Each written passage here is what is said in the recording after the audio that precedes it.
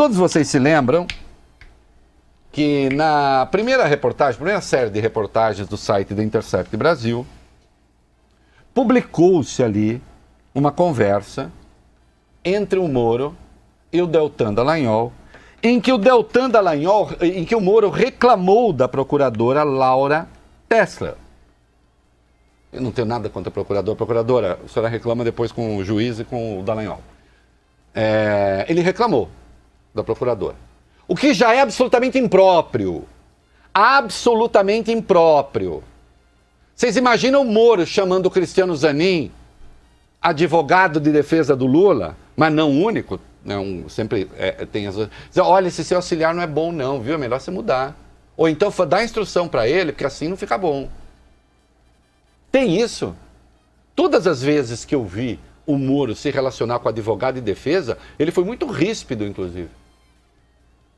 E aí o Moro mandou para o Dallagnol, isso aqui saiu na primeira série de reportagem do Intercept Brasil, o seguinte: prezado, a colega Laura Tesler de vocês é excelente profissional, mas para inquirição em audiência, ela não vai muito bem. Desculpe dizer isso, mas com discrição, tente dar uns conselhos a ela para o próprio bem dela. Um treinamento faria bem. Favor manter reservada esta mensagem.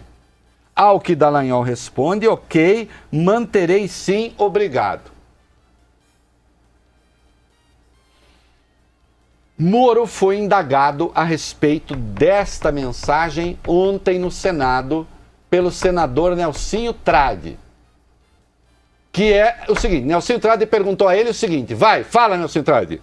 O que me soa algo estranho é se o ministro, então juiz, participou ou não da orientação de trocas de agentes protagonistas nessa operação. Muito bem.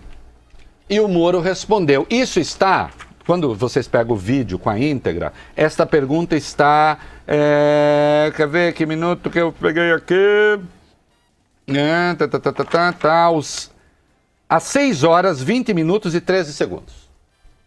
Tem essa pergunta. A partir de 6 horas, 23 minutos e 57 segundos, o Moro dá sua resposta... longa lá, mas aqui sintetiza os principais trechos e tem um link, você pode ir lá e ouvir ela toda. Fala, Sérgio Moro. O Nelsinho Trade tratou a respeito da sua interferência na audiência do Lula, na sua interferência na composição da bancada acusatória. E Vossa Excelência respondeu o seguinte, vai. Pelo teor das mensagens, se elas realmente forem autênticas, não tem nada de anormal nessas comunicações. O exemplo que Vossa Excelência colocou é um claro exemplo de um factoide. Eu não me recordo especificamente dessa mensagem, né? Mas o que consta no texto específico divulgado pelo site é uma referência de que o determinado procurador da República não tinha um desempenho muito bom em audiência. E para dar uns conselhos para melhorar. Em nenhum momento no texto... Para melhorar para quem? Dar uns conselhos para melhorar o desempenho da procuradora, da acusadora. Melhorar para quem? Ele já chamar isso de normal já é indecente, já é pornográfico. Já incide no inciso 4 do artigo 254. Que, aliás, fala em aconselhamento e o Moro fala em conselho. Mas solte o resto. Alguma solicitação de substituição daquela pessoa. Né? Tanto que essa pessoa continuou realizando audiências, realizando atos processuais, até hoje, né? Dentro da Operação Lava Jato. Se aconteceu de fato, não tem nada de ilícito. Não estou comandando a Força-Tarefa Lava Jato. Está sim. Como é que é? Tanto que essa pessoa continuou realizando audiências e atos processuais. Agora a revelação. Música de suspense. Diálogo inédito. Parceria do Intercept Brasil, o É da Coisa, meu blog. 17 minutos depois daquela conversa do Moro com o Dallagnol, o Dallagnol procura o Carlos Fernando, o outro procurador. Um que já me chama de cachorro. Que é uma forma muito elegante de contestar alguém, né? Chama de cachorro e pronto. Deltan para Carlos Fernando.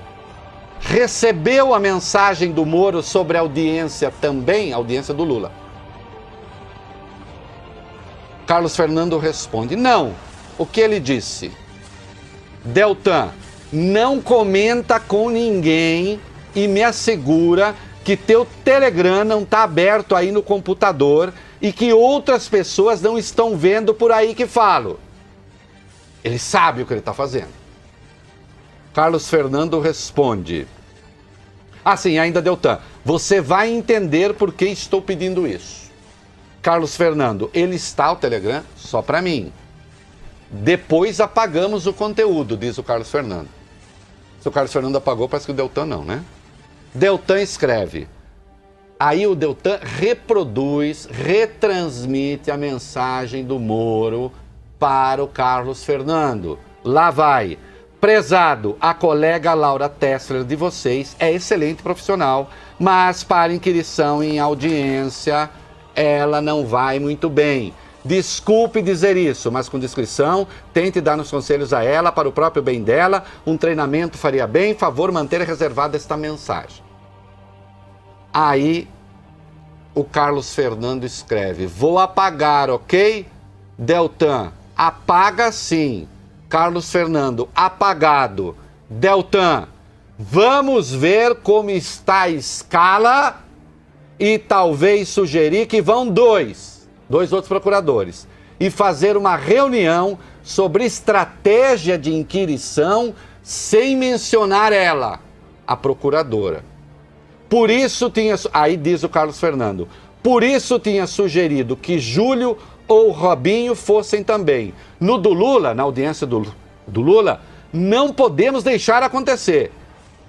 Aí o próprio Carlos Fernando diz, apaguei. Como se nota, Dallagnol repassa a mensagem de Moro para Carlos Fernando. Mais do que isso, ele demonstra a disposição de mexer na escala e mexe. 2 meses depois, no dia 10 de maio de 2017, o ex-presidente Lula depunha, então, pela primeira vez em Curitiba. Do outro lado da mesa, Sérgio Moro, aquele que, na prática, coordenava a Lava Jato. Não, Laura Tessler não estava presente. Representaram o Ministério Público Federal justamente Júlio e Robinho, respectivamente, Júlio Noronha e Roberson Pozobon, os outros procuradores. Portanto, a procuradora foi excluída da audiência e houve uma combinação para isso. Isto é muito grave, muito mais grave do que parece. Vamos para o comercial, porque eu vou dizer, se alguém ainda não percebeu, porque isso é muito grave. Ontem, Sérgio Moro disse que a sugestão dele não tinha tido consequência nenhuma. Teve consequência sim, a procuradora saiu, ela foi substituída. Isso caracteriza uma interferência na acusação e eu vou dizer porque isso é muito grave depois do comercial. Muito bem, nós estamos de volta. Um juiz não interfere no órgão acusador. Um juiz que sugere mudanças no órgão acusador está escolhendo o acusador. E ele não escolhe nem acusação nem defesa. Porque quando ele escolhe o acusador, o que ele está fazendo é escolhendo a pessoa que pode atuar contra o réu. E a obrigação de um juiz é ouvir a acusação e a defesa para formar a sua convicção com base nas provas materiais. Sem isso, ele é um juiz de acusação. E todo mundo que me ouve, jurista, advogado, sabe disso. E esse é o caminho do Estado de Direito. Amanhã estaremos de volta. Beijo, obrigado pela audiência. Sim, isso é muito importante. Está tudo lá no meu blog. Quem quiser transcrever a conversa, essa coisa toda, está tudo lá. Beijo, tchau. Eu tô perdido, sem pai nem mãe, bem na porta da tua casa. Eu tô pedindo a tua mão. Acaba de chegar uma nota do Ministério da Justiça. esclarece-se que não se reconhece a autenticidade, pois pode ter sido editado ou adulterada pelo grupo criminoso, que mesmo se autentica, nada tem de lista de... mesmo que autêntica, nada tem de lista ou antiética. A suposta mensagem já havia sido divulgada semana passada, nada vendo de novo. No que diz respeito a Sérgio Moro, a mensagem nova é entre Dallagnol e Carlos Fernando. Tchau. Você ouviu o É da Coisa, na Band News FM.